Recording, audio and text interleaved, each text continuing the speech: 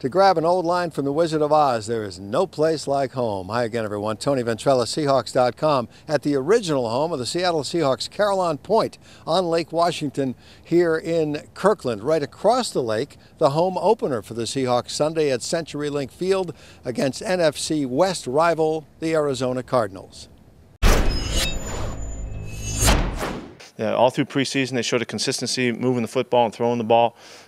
Kevin Cobb has done a real nice job. He's a terrific addition to their team, and it seems like they've really come alive. And you can see Fitzgerald all over the place, and Beanie Wells is all over the place running and doing a really good job. Off to a terrific start, so we can feel them and how they've improved. And so it's going to be a very difficult game for us, being a division game and all of that. But we're thrilled to be coming home and playing in front of our crowd. It's going to be to our advantage, of course.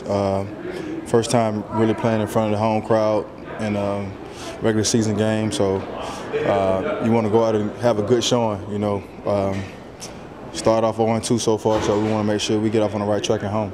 Also playing in front of the CenturyLink crowd Sunday will be Kevin Cobb, who's thrown for 560 yards and 4 touchdowns in his first 2 games with the Cardinals. Is that a surprise to Pete Carroll?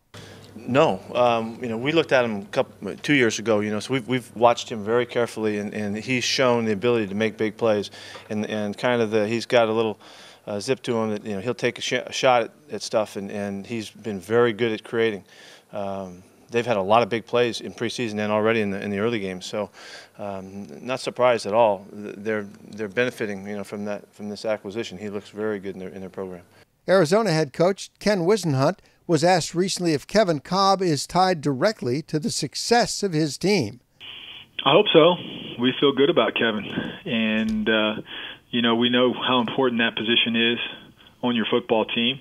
We think he brings a lot to the table, not only as a player, but from a leadership standpoint, from a player that can grow with some of our other young players that we feel are pretty good, like Larry Fitzgerald.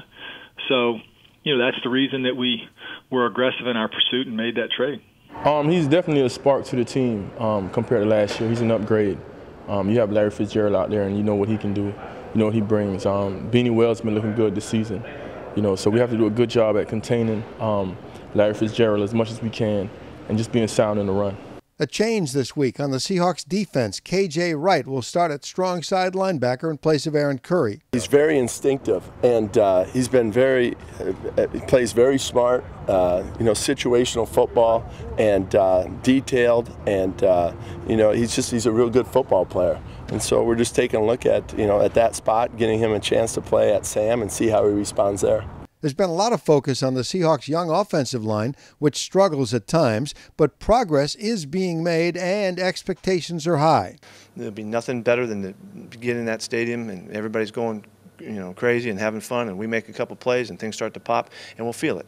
You don't know when it's going to go. It can happen in an instant, and it can happen over a long period of time. You know, it took us longer the first time than I wanted to take this time. So we'll see how it goes, but I absolutely know it's going to happen. The Seahawks players feel the same way. A couple of good series back-to-back, and the offense can take off. Yeah, I mean, I feel like, you know, you convert a couple third downs here and there, and you put a drive together, you put points on the board, we're able to get into the red zone and take shots at the end zone. So, you know, you're never really as far away as you think you are in the NFL, and once we can turn that corner, I think we'll be okay. I believe so, because when you look back at the tape and we can see some good positive things that we were doing, and we're just like one guy away from making that explosive play. And to get that explosive play, the offense needs to be more consistent, everyone on the same page. Whenever we get together and we have 11 guys going the same direction, you know, our offense is going to be something to reckon with. And so just the weapons that we have, you know, we're going to try to get the running game going first. And after that, I think if we get our running game going, I think everything will tie into that, and we'll be able to play action, go downfield a little more. We'll be able to, you know, get guys one-on-one situations, you know, so and kind of surprise, kind of keep defenses off balance.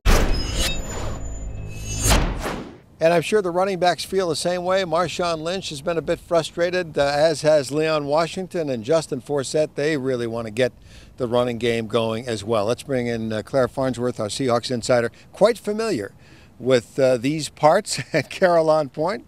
Yeah, Tony, you can't hear it, but right now Barbra Streisand singing "Memories" in my head.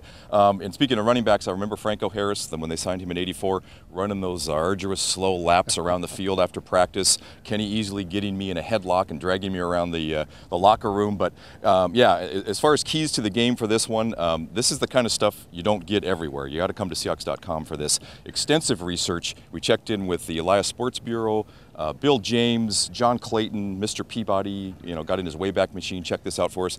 If you don't score points, you're not going to win. And that's what the Seahawks have to figure out a way to do. They've been shut out in 6 of their 8 quarters so far this year, including all 4 against the Steelers last week. So if they're going to do it, this is a good opportunity. The Cardinals are giving up 466 yards a game in their first 2 games. So the chance is there for the Seahawks to get on the scoreboard at CenturyLink Field.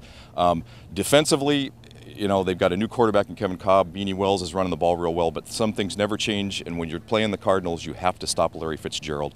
He's got 88 career catches against him, more than any other NFL team. They brought in Brandon Browner, the 6'4" cornerback from the CFL, for matchups like this, and so that should help them on Sunday. And then the third thing is, and it's what the guys were talking about, Marshawn and Justin and Leon, they've got to get this running game going. This whole offense that Darrell Bevell has brought with him from Minnesota is set up that the play-action pass game is set up by the running game. They haven't had a running game. They've had very little play-action passing game. Tavares Jackson's had very few chances to throw the ball down the field. So those are some things to look at when they go against the Cardinals on Sunday. And I know the fans are a bit impatient, but believe me, no one is more impatient and anxious than the players and the coaches to get this thing going and to have it happen on Sunday. Yeah, and that's been the talk all week, from Tom Cable to the linemen to the running backs. They're all we're real close to getting this thing going. We're to busting some long runs, and that's what really needs to happen. They've got to be able to get some kind of a situation where they can dictate tempo to the opposing defense rather than having it dictated to them, which was the case on both sides of the ball against the Steelers last week. Kickoff 1:15 Sunday at CenturyLink Field. It is Alumni Week. You'll see a lot of the Seahawks old-timers and some that are not as old at the stadium on Sunday. We'll see you after the game. For Claire Farnsworth, I'm Tony Ventrella on Seahawks.com.